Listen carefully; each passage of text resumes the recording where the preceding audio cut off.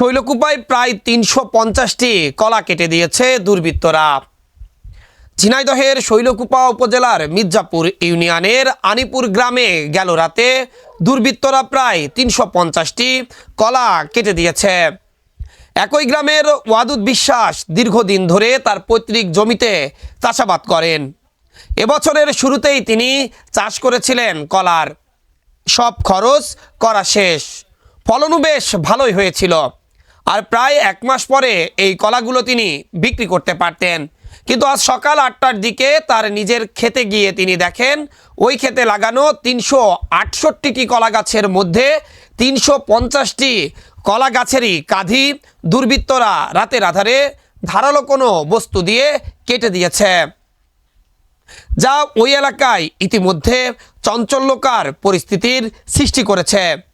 দীর্ঘদিন ধরে অশান্ত একটি গ্রামের নাম এই আনিপুর, তবে বেশ বছরখানেক ধরে একেবারেই শান্ত ছিল।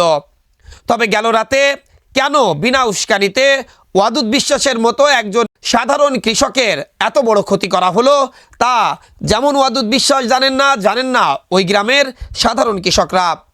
ওয়াদুদ বিশ্বাস জানিয়েছেন তিনি এই জমিতে প্রায় লক্ষাধিক টাকা খরচ করেছিলেন।